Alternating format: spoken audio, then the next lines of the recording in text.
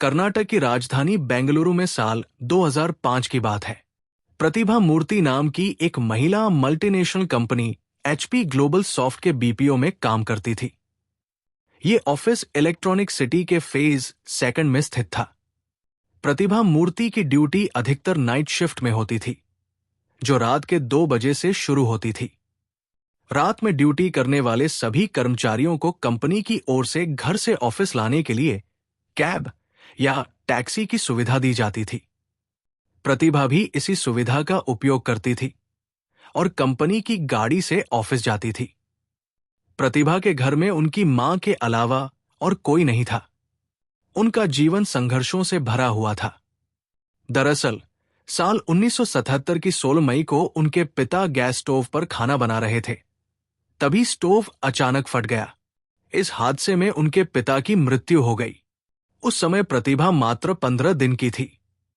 इस दुखद घटना के बाद उनकी मां गोवर अम्मा ने ही मेहनत और लगन से अपनी बेटी की परवरिश की। उन्होंने मेहनत मजदूरी करके प्रतिभा को पढ़ाया और उन्हें इस काबिल बनाया कि वो खुद के पैरों पर खड़ी हो सके। गोवर अम्मा के प्रयासों का परिणाम ये हुआ कि प्रतिभा ने अपनी मेहनत और लगन से एचपी ग्लोबल सॉफ्ट के बीपीओ में एक अच्छी पोस्ट हासिल कर ली। इस मुकाम तक पहुंचने के लिए प्रतिभा ने भी कड़ी मेहनत की थी। हालांकि इस नौकरी से पहले ही प्रतिभा ने श्रीनिवास शेट्टी नाम के व्यक्ति से शादी कर ली थी। श्रीनिवास शेट्टी भी एक मल्टीनेशनल कंपनी ओक्विन फाइनेंस के बीपीओ में काम करते थे। उनका ऑफिस बेंगलुरु के कोरा मंगला इलाके में स्थित था। श्रीनिवास और प्रतिभा की शादी लव मैरिज थी। दोनों ने अपने परिवारों की सहमति से शादी की थी। शादी के कुछ महीनों बाद ही प्रतिभा को एचपी ग्लोबल सॉफ्ट में नौकरी मिल गई।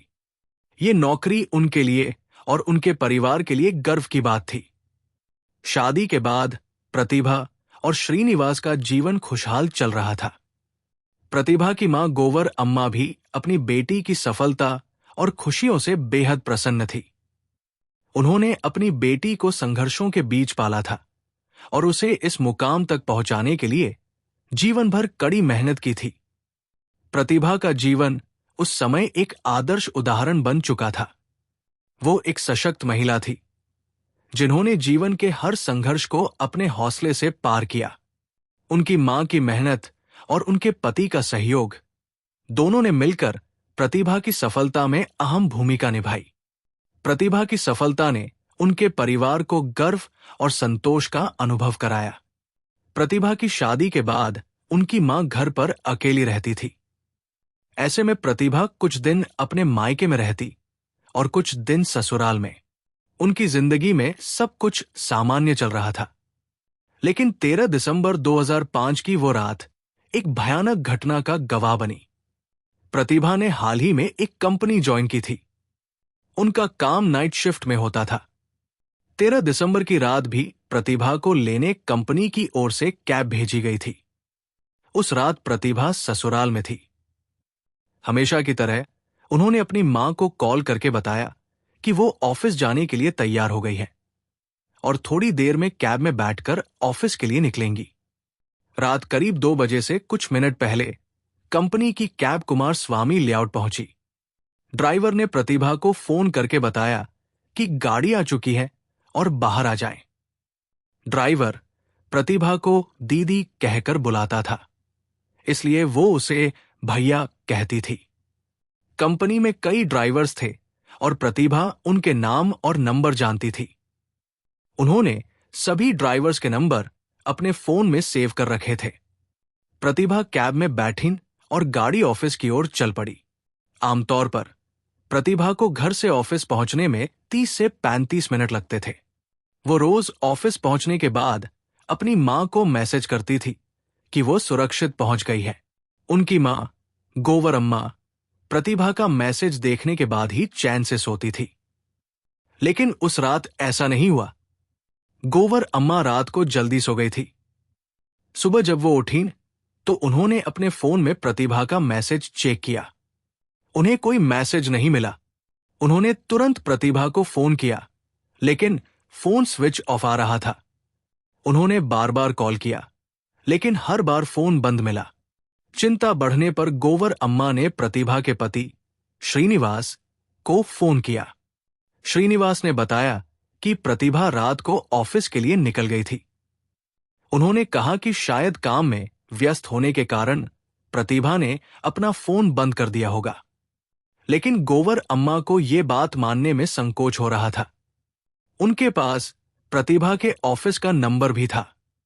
उन्होंने ऑफिस में फोन किया। रिसेप्शनिस्ट ने जानकारी दी कि प्रतिभा उस दिन ड्यूटी पर नहीं आई थी। यह सुनकर गोवर अम्मा की चिंता और बढ़ गई। रात को जब प्रतिभा से उनकी बात हुई थी, तब प्रतिभा ने बताया था कि वो ऑफिस जाने के लिए तैयार है और कैब का इंतजार कर रही है। श्रीनिवास ने भी यही कहा था कि वो ऑफिस चली गई थी। लेकिन ऑफिस से पता चला कि प्रतिभा वहां पहुंची ही नहीं। आखिरकार गोवर अम्मा परेशान होकर पुलिस स्टेशन पहुंची। उन्होंने पुलिस को पूरी घटना की जानकारी दी।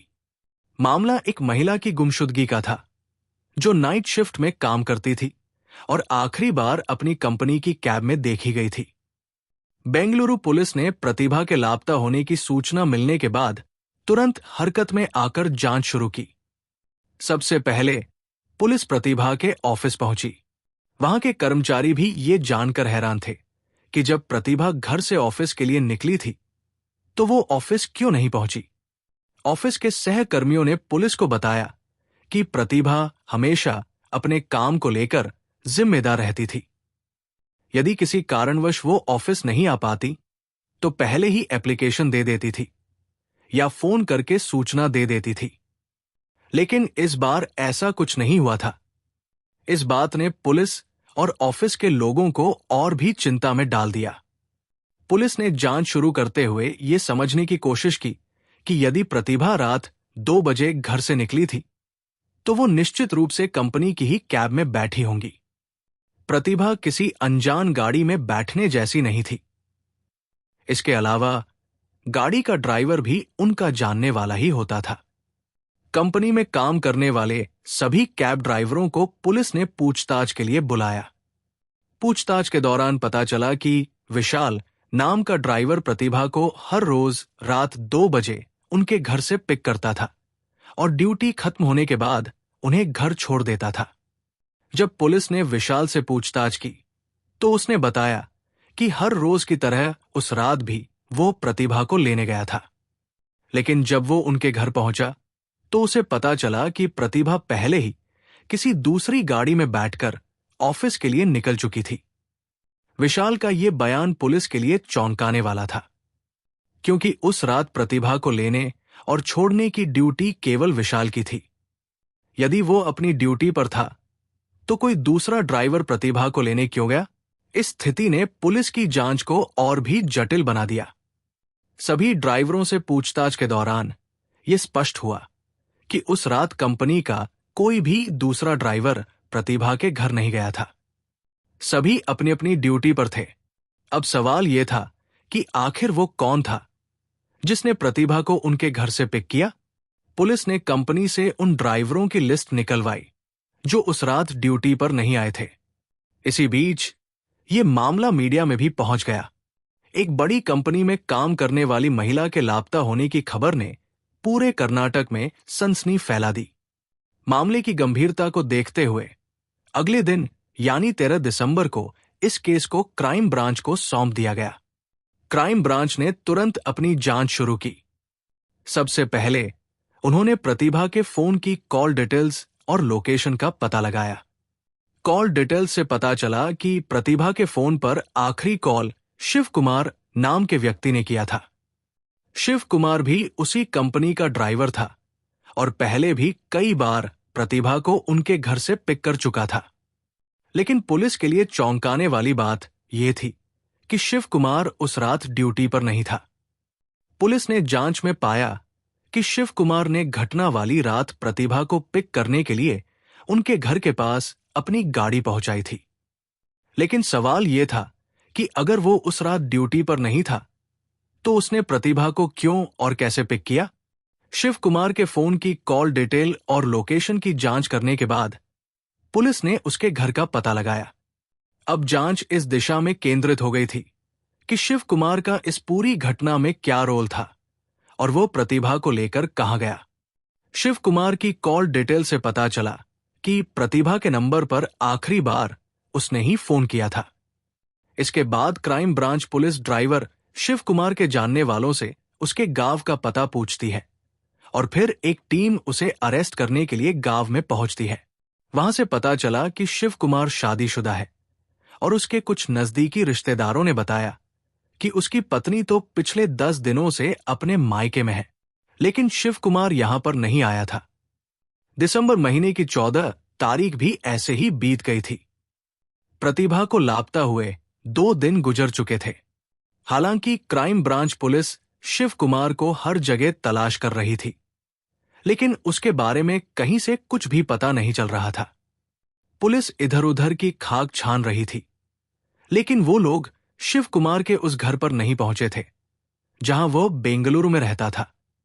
और फिर थक हारकर 14 दिसंबर की शाम को crime branch police Shiv Kumar के बेंगलुरु वाले कमरे पर पहुंची।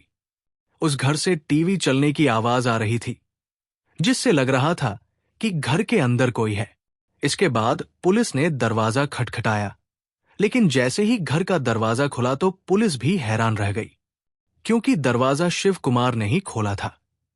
घर में रखे टीवी पर गुमशुदा प्रतिभा की खबर चल रही थी। इसके बाद शिव कुमार को अरेस्ट करके पुलिस स्टेशन लाया जाता है। पूछताछ के दौरान शिव कुमार ने बताया कि प्रतिभा के लापता होने में उसका कोई हाथ नहीं है। उसने कहा, मैं तो उस दिन कंपनी में भी नहीं गया था, तो फिर मैं उस रात प्रतिभा के घर कैसे जा सकता था। इसके बाद पुलिस ने शिव कुमार के घर और उसके आसपास के इलाके की गहन छानबीन की। पुलिस ने उन सभी जगहों की तलाशी ली जहां वो सामान्य रूप से जाता था।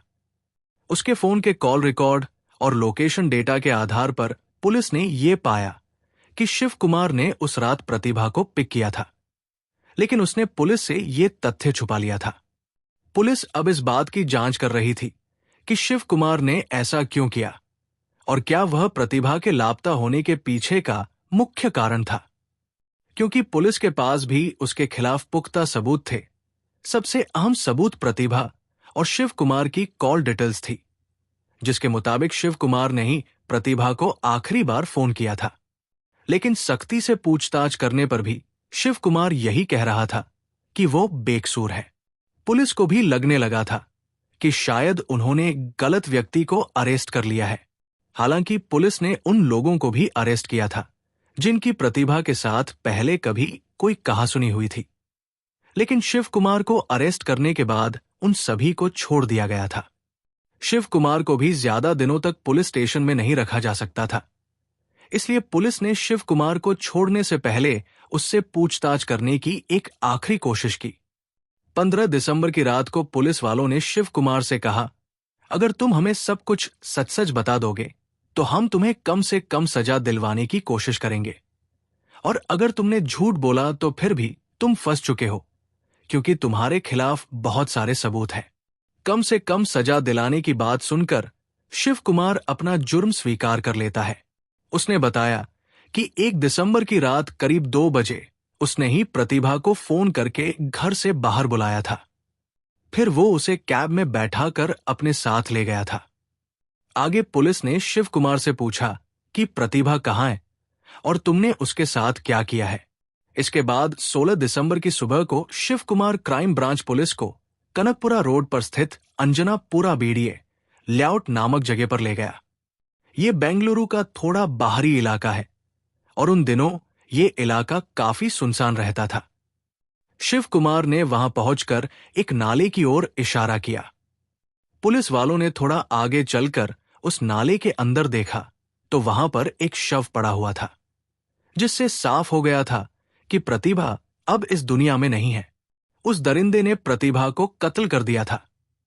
खैर, पुलिस ने प्रतिभा के शव को पोस्टमार्टम के लिए हॉस्पिटल भिजवा दिया। साथ ही पुलिस ने प्रतिभा की मां को भी ये खबर दी कि उन्हें एक शव मिला है, आप एक बार हॉस्पिटल पहुंचकर उस शव की शिनाख्त कर लीजिए। ये खबर सुनकर प्रतिभा की मां की हालत बुरी हो गई। वो बेचारी जैसे तैसे करके अपने भाई यानी प्रतिभा के मामा के साथ हॉस्पिटल पहुंची। जब उन्हें शव दिखाया गया तो उन्होंने देखते ही पहचान लिया कि वो लाश उनकी बेटी प्रतिभा की ही है।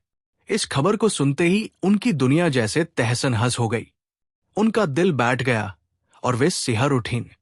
उन्होंने अपनी बेटी के बारे में सोचा और उसे खो देने का गम उनके दिल को सता रहा था। यही गम उनकी मां के चेहरे पर साफ दिखाई दे रहा था। वो अपने कलेजे के टुकड़े को खोने के शोक में डूब गई थी। 16 दिसंबर को प्रतिभा की पोस्टमार्टम रिपोर्ट भी आ गई। पोस्टमार्टम रिपोर्ट से पता चला कि उसके साथ रेप किया गया था और उसके गले पर भी धारदार हथियार से वार किया गया था, जिसकी वजह से प्रतिभा की मौत हो गई थी। इस रिपोर्ट ने मामले को और भी जटिल बना दिया था। पुलिस के लिए ये एक जघन्य अपराध था, जिसमें न केवल हत्या बल्कि दुष्कर्म भी किया गया था। इसके बाद इस केस को लेकर पूरे बेंगलुरु में सनसनी फैल गई। प्रतिभा के परिवार के लिए ये एक बड़ी त्रासदी थी। उसकी मां और परिवार के सदस्य इस खबर को सुनकर शोक में डूब गए थे। उनकी बेटी अब इस दुनिया में नहीं रही थी और वे न्याय की उम्मीद में पुलिस के कार्यों को देख रहे थे। समाज में भी इस घटना को लेकर हड़कंप मच गया था। खासकर उन महिलाओं के लिए ये एक गंभीर चिंता का विषय बन गया था जो नाइट शिफ्ट में काम करती थी। उन महिलाओं में भय की भावना फैल गई थी और अब वे नाइट ड्यूटी पर जाने से घबराने लगी थी। इसके बाद कई कंपनियों ने यह निर्णय लिया कि अब हर एक कैब के साथ सिक्योरिटी गार्ड भी तैनात किया जाएगा, ताकि इस तरह के अपराधों से बचा जा सके। शिव कुमार की गिरफ्तारी के बाद पुलिस ने पूछताछ जारी रखी। पूछताछ के दौरान शिव कुमार ने बताया कि 13 दिसंबर की रात को 2 बजे से पहले वो कंपनी की कार लेकर प्रतिभा के घर कुमार स्वामी लेआउट पहुंचा। वहां पहुंचकर शिव कुमार ने प्रतिभा को फोन करके घर से बाहर बुलाया। प्रतिभा तो पहले ही ऑफिस जाने के लिए तैयार थी। वो अक्सर विशाल नाम के ड्राइवर के साथ ऑफिस जाती थी, लेकिन उस रात बहुत दिनों के बाद उसे पिक करने के लिए शिव कुमार आया था। प्रतिभा ने उससे पूछा भी था कि भैया, आज आप क्यों आए हो, जबकि हर रोज तो विशाल भैया आते थे। शिव कुमार ने उससे कहा कि आज विशाल छुट्टी पर है, इसलिए विशाल की जगह मेरी ड्यूटी लगी है। इसके बाद प्रतिभा गाड़ी में बैठ जाती है। वो हमेशा कार में ड्राइवर के पास वाली सीट पर बैठती थी। उस रात भी प्रतिभा आगे की सीट पर ही बैठ गई। रात होने की वजह से प्रतिभा को चलती हुई गाड़ी में नींद आने लगी और वो थोड़ी देर के लिए सो गई। लेकिन जब उसकी नींद खुली तो उसने देखा कि ये वो रास्ता नहीं है जिस रास्ते से वो ऑफिस जाती है। प्रतिभा ने शिव कुमार से कहा, भैया, ये तो ऑफिस जाने वाला रास्ता नहीं है। शिव कुमार ने उसे बताया कि आज एक और ड्राइवर छुट्टी पर है, इसलिए एक और एम्प्लॉय को पिक करना है। लेकिन जैसे ही गाड़ी अंजनापुरा इलाके में एक सुनसान जगह पर पहुंची तो शिव कुमार ने अचानक गाड़ी रोक दी। उसने तेजी से चाकू निकाला और प्रतिभा के गले पर रख दिया। शिव कुमार ने प्रतिभा से कहा, चुपचाप बैठी रहो, चिल्लाना मत। इसके बाद वो उसके साथ गलत काम करने की कोशिश करता है। लेकिन तभी अचानक शिव कुमार को गश्त कर रही बेंगलुरु पुलिस की एक पीसीआर वैन अपनी तरफ आती हुई दिखाई दी। पुलिस की गाड़ी को आते देखकर प्रतिभा की जान में जान आ गई। लेकिन शिव कुमार ने गाड़ी के शीशे चढ़ा रखे थे, इसलिए अंदर की आवाज बाहर नहीं जा सकती थी। जैसे ही पुलिस की गाड़ी उनके पास से गुजरने लगी तो शिव कुमार ने एक हाथ से प्रतिभा का मुंह दबा लिया और दूसरे हाथ में चाकू था। शिव कुमार ने धमकी देते हुए प्रतिभा से कहा, अगर तुमने शोर मचाने की कोशिश की तो मैं तुम्हें कत्ल कर दूंगा। भले ही बाद में पुलिस मुझे अरेस्ट कर ले, लेकिन उनके आने से पहले मैं तुम्हारा काम तमाम कर दूंगा। उसकी इस धमकी से प्रतिभा डर गई थी। लेकिन सबसे अजीब बात यह थी कि पुलिस वालों ने भी सुनसान जगह पर खड़ी उस गाड़ी के बारे में तहकीकात नहीं की। अगर पुलिस उस रात शिव कुमार की गाड़ी को चेक कर लेती तो शायद प्रतिभा की जान बच जाती। खैर, इसके बाद शिव कुमार ने पहले तो उस महिला के साथ चाकू की नोक पर रेप किया और फिर चाकू से उसका गला रेत दिया। वहां से थोड़ी ही दूरी पर एक नाला बहता था। शिव कुमार ने उसके शव को नाले में फेंक दिया। इसके बाद वो आराम से अपने घर चला गया। शिव कुमार घर पर अकेला ही था। उसकी पत्नी अपने मायके गई हुई थी। शिव कुमार सुबह को जब सोकर उठा तो उसने सबसे पहले टीवी ऑन किया। हर न्यूज चैनल पर प्रतिभा की गुमशुदगी की खबर चल रही थी। फिर अगले दिन न्यूज में बताया जाने लगा कि प्रतिभा के लापता होने में कंपनी के ही किसी ड्राइवर का हाथ है। लेकिन शिव कुमार तब भी फरार नहीं हुआ था। जब पुलिस ने शिव कुमार से ऐसा करने की वजह पूछी तो उसने बताया कि इस घटना से 10 दिन पहले उसकी पत्नी उसके साथ लड़कर मायके चली गई थी। ऐसे में उसका मन किया कि वो किसी के साथ संबंध बनाएगा। इसके लिए शिव कुमार ने ऑफिस की 3 लड़कियों को चुना और उन्हें फोन करके कहा कि आज वो उनको पिक करने के लिए आएगा। लेकिन उन्होंने शिव कुमार के साथ जाने से इनकार कर दिया। तभी उसे अचानक प्रतिभा का ख्याल आया। प्रतिभा उसकी बातों में आ गई। इसके बाद शिव कुमार ने उसके साथ दरिंदगी की सारी हदें पार कर दी। शिव कुमार का कहना था कि अगर मैं उसे जिंदा छोड़ता तो वो मुझे फंसा देती, इसीलिए मैंने उसे मार डाला। इस घटना का खुलासा होने के बाद बेंगलुरु सहित पूरे कर्नाटक राज्य के लोगों में गुस्सा था। सभी लोग शिव कुमार को फांसी देने की मांग कर रहे थे। इसके बाद जनवरी साल 2006 में इस मामले को फास्ट ट्रैक कोर्ट में चलाया गया। शिव कुमार पर सेक्शन 366 यानी किडनैपिंग, 356 रेप और 302 यानी कत्ल करने के चार्ज लगे। और फिर 6 अक्टूबर 2010 यानी इस घटना के 5 साल बाद आरोपी शिव कुमार को उम्र कैद की सजा सुनाई गई, और वो भी बिना किसी पैरोल के। लेकिन फिर साल 2011 में शिव कुमार ने कोर्ट के इस फैसले को हाई कोर्ट में चैलेंज किया। 4 मई 2016 को हाई कोर्ट में इस मामले की सुनवाई पूरी की गई। लेकिन हाई कोर्ट ने भी सेशन कोर्ट के फैसले को बरकरार रखते हुए शिव कुमार को उम्र कैद की सजा सुनाई। इसके बाद ये मामला सुप्रीम कोर्ट में पहुंचा। लेकिन मार्च 2023 में सुप्रीम कोर्ट ने उम्र कैद की सजा को बदलते हुए 30 साल कर दिया। सुप्रीम कोर्ट का कहना था कि शिव कुमार का कोई भी पुराना क्रिमिनल रिकॉर्ड नहीं है, इसलिए हर इंसान को एक बार सुधरने का मौका दिया जाना चाहिए। यानी शिव कुमार अब 11 साल और जेल में रहेगा। इसके बाद शिव कुमार तो जेल से छूट जाएगा, लेकिन उस हैवान के कारण एक मासूम महिला ने अपनी जान गंवा दी। उसने एक बूढ़ी मां के बुढ़ापे का सहारा छीन लिया। प्रतिभा के परिवार के लिए ये एक अपूरणीय क्षति थी। एक बेटी की मौत ने उसकी मां को पूरी तरह तोड़ दिया। एक ऐसी मां जिसने अपनी बेटी को बड़े अरमानों और प्यार से पाला था, वो अपने जीवन के सबसे बड़े दुख का सामना कर रही थी। प्रतिभा की मौत ने न केवल उसके परिवार को बल्कि पूरे समाज को भी गहरे धक्के से भर दिया था। ये एक चेतावनी थी कि समाज में महिलाओं की सुरक्षा को लेकर हमें अधिक सतर्क और जिम्मेदार होना होगा। शिव कुमार की मानसिक स्थिति उस समय बहुत बिगड़ चुकी थी। उसकी पत्नी के जाने के बाद वो अकेला और निराश महसूस कर रहा था। इस मानसिक स्थिति में वो ऐसे कदम उठा रहा था जो न केवल गैरकानूनी थे बल्कि समाज के लिए भी एक घिनौना अपराध थे। उसने अपनी मानसिक असंतुलन और अकेलेपन का फायदा उठाकर एक निर्दोष महिला को अपना शिकार बना लिया। ये घटना न केवल एक जघन्य अपराध थी बल्कि ये उस समाज की चेतावनी भी थी जहां मानसिक दबाव और अकेलापन एक व्यक्ति को घातक रास्ते पर ले जा सकता है। प्रतिभा का शिकार बनने के बाद शिव कुमार ने कोई पछतावा नहीं दिखाया, बल्कि उसकी हरकतों से लगता था कि वो अपने किए पर गर्व महसूस कर रहा था। उसने न केवल एक निर्दोष महिला की जान ली बल्कि उसके परिवार को भी अपूरणीय क्षति पहुंचाई। अगर पुलिस ने उस गाड़ी की जांच उस रात कर ली होती तो शायद प्रतिभा की जान बचाई जा सकती थी। लेकिन पुलिस की लापरवाही के कारण वो घटना हुई जो न केवल प्रतिभा के परिवार के लिए बल्कि समाज के लिए भी एक गहरी शोक की वजह बन गई।